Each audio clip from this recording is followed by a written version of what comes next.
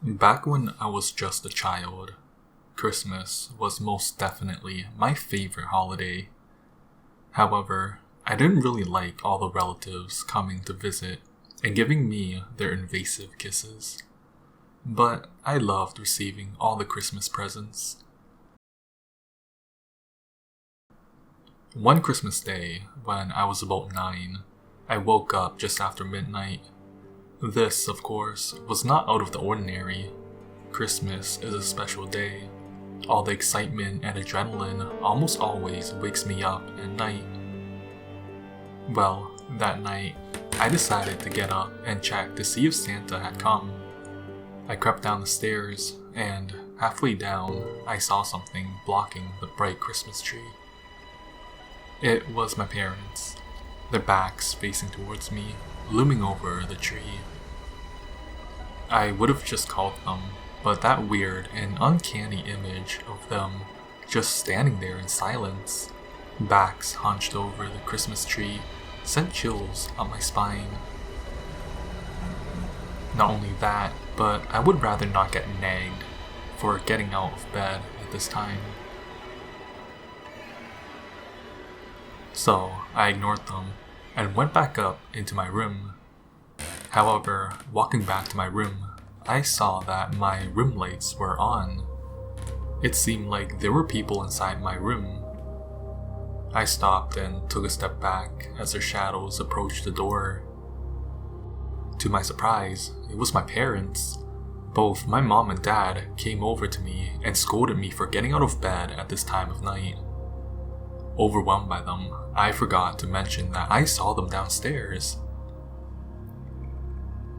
and that it was impossible for them to be in the room. Well, it didn't matter. What really mattered was that if I were to go back to bed, Santa will come and give me presents. So I did what I was told and went back to bed. To this day, I have no idea what the two figures downstairs in the living room were, and I have not seen them since.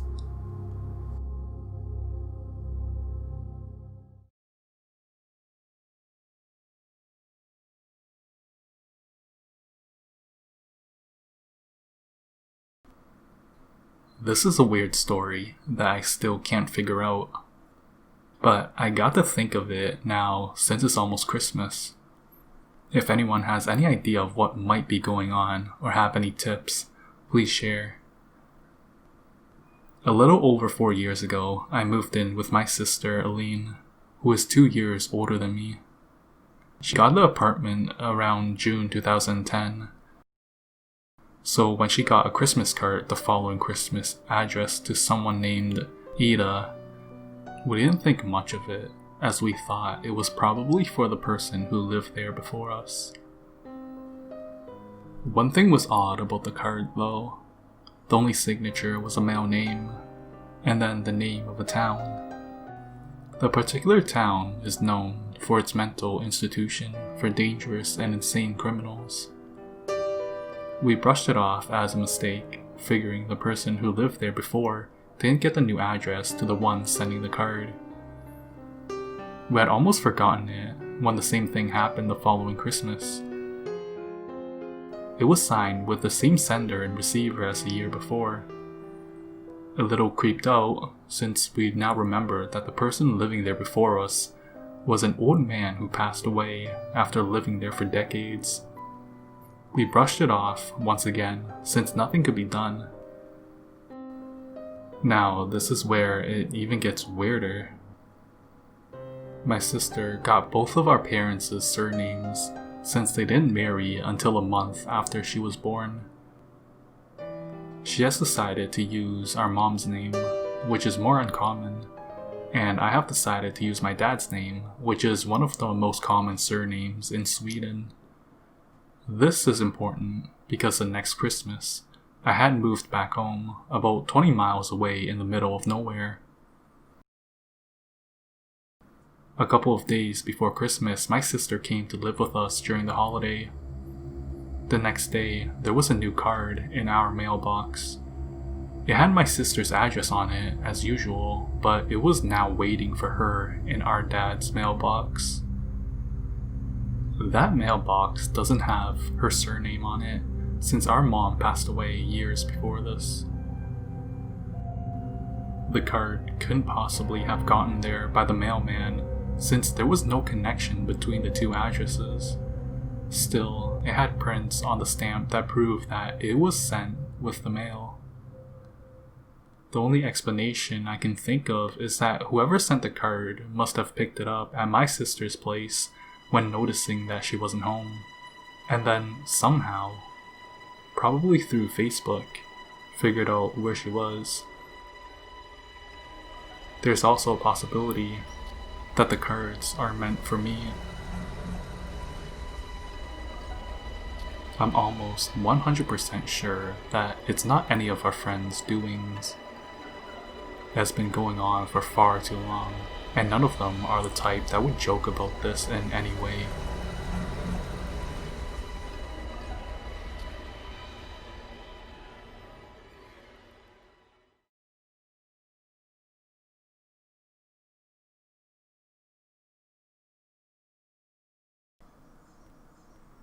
This happened in 2013 or 14. I'm not really sure anymore, but I was 14 or 15 at the time.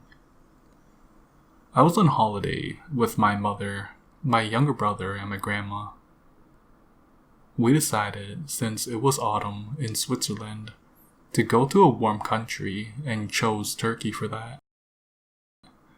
I wasn't used to the mentality of the Turkish, so I was most of the time embarrassed when they talked to me.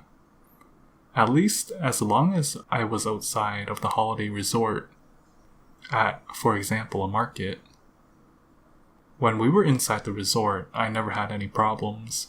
Everyone spoke English and were rather reserved as well, so more usual for me. Anyways, that was until one dinner night. Being Swiss, we decided before we went to holidays that we'll manage a tip for the staff differently, with Swiss chocolate. So this evening comes. We're getting served in the resort's restaurant by a young Turkish waiter. He was very nice and always made comments to me, so my grandma decided that it would be best if I'd given him his tip. Not in the mood to argue with my grandma, I did it. Big mistake. He then asked for my number and promised me to text me right after his shift, and I said politely no, since I already had a weird gut feeling about him. My grandma gave him my number afterwards. Thanks, Grandma. So let the creepy things start. He constantly texts me, demanding to know where I am, wanting to take me out to swim at the beach or show me his apartment. At this point, he was 19 at the time, 4 to 5 years older than I was. I always said no and then decided to tell my mom about this. She just laughed it off together with my grandma as being cute and adorable, while he was getting more and more creepy. He told me he loves me after just one day. He told me that he would move to Switzerland for me, since he has to do a workshop for being a waiter and stuff like that. I started to notice that when I was at the pool and the resort, he'd stare at me from time to time. He even once ran after me and tried to kiss me. I swear, I thought my life was gonna end there. As soon as we left the resort to head to the airport, I blocked him on WhatsApp. The story isn't over though. He stalked me. He found me on every social media site and texted me things like, "I love you, please unblock me," to, "I'm going to find you and hurt you as much as you hurt me." Well, I just blocked him everywhere.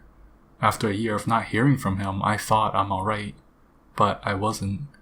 He somehow found my Skype, on which I neither used my real name or my phone number, and sent me pictures of him at the Zurich lake. This is very close to where I live, stating, "Hey baby, I'd love to meet up with you. I miss you. I didn't go to the city for like 3 months." So yeah, creepy now 24 or 25-year-old Turkish guy. Let's never ever meet again.